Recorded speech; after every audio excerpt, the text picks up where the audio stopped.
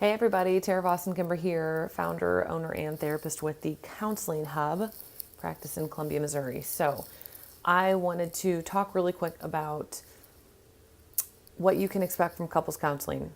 So I love couples counseling. That's what I specialize in. I use the Gottman Method couples therapy, which is a highly empirical approach. It's not a theory in and of itself, but it is an approach to supplement one's theoretical orientation. So if all of that is jargon, just disregard and know that it's really effective, bottom line. And my favorite of all the counseling approaches, couples counseling approaches, excuse me. So here's a few things that you can expect. And I'm coming at this from the lens of using the Gottman Method couples therapy. I'm just going to call it the Gottman Method from here on out and using that approach. So take it with a grain of salt, or at least just understand that that is where I'm coming from rather than something that is different. Okay. So in using the Gottman Method, one thing that you can expect is you can expect to talk a lot with your partner or partners if you're in a poly relationship or an open relationship and you have multiple people in. But if you are coming in with just you and your primary spouse or your partner, or what have you, you can expect to spend a lot of time talking to each other. So the first few sessions, are going to be characterized by a relatively thorough assessment to make sure that we're actually getting at what the problem is. And then, a feedback session where you're going to get some information on what's going wrong as well as what's going right and where we need to focus and about how long it'll take. But from there on out, the vast majority of the talking is going to be between the two of you, period. So when you come in, the counseling role isn't to be the middle person. It's not for you to tell me what the problem is and for me to interpret and language and tell your partner what you're trying to say. It's for the two of you with the couples counselor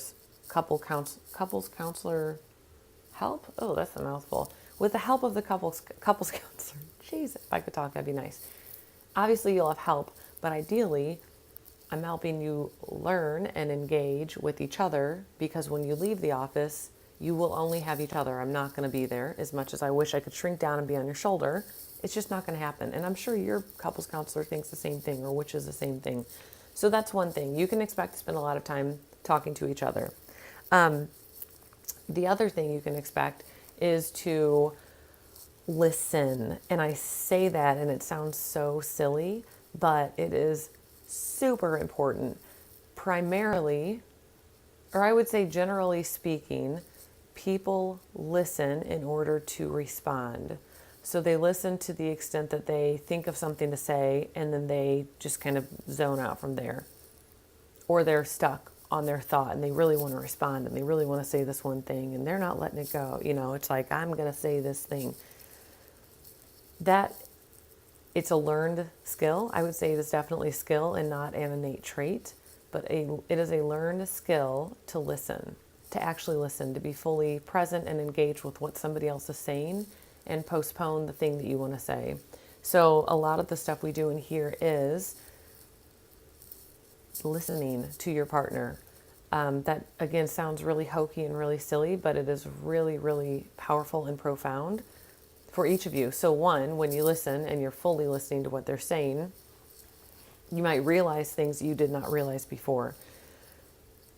Really, that usually is what happens. That you're like, oh, I didn't know that thing, and that makes more sense to me now. Or now I understand why you might have this approach or this, this value system or whatever you're learning about your partner. But on the speaker side, the person who's actually talking, or who's doing the talking and who's being listened to, they feel heard and they feel understood and they feel like you get it. And in feeling that way, they're then able to listen to you. So the listening serves a lot of purposes. It serves a lot of purposes. The other thing that I would say, the third thing I'm going to say, because I just don't want this to be a long video, because I could keep talking forever. But the third thing that I'll say is that it is also about learning new ways of communicating. So just a quick little side note, there's way more to it than what I'm covering right now.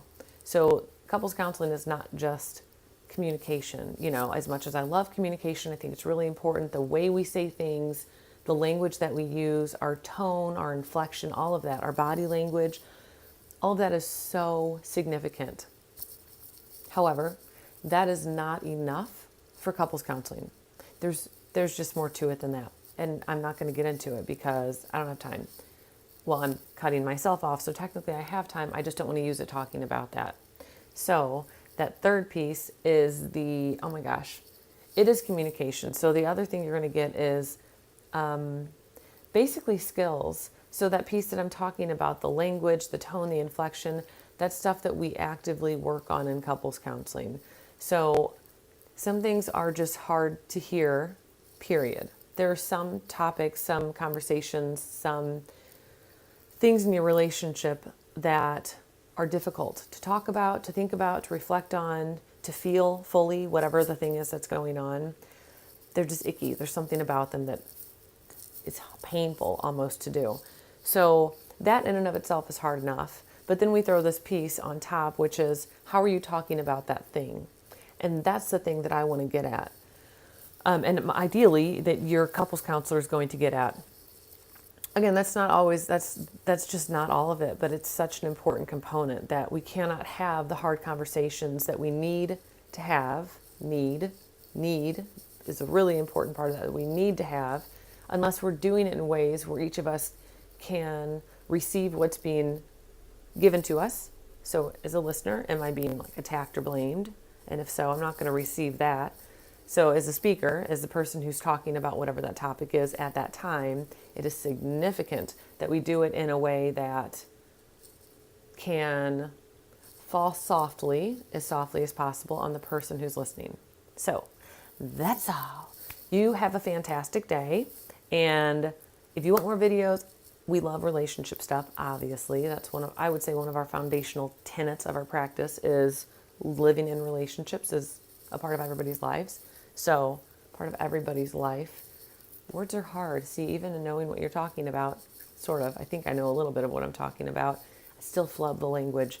Okay, so you have a great day, and subscribe below if you want more videos, and be well. Happy counseling, or happy going to counseling. Okay, bye.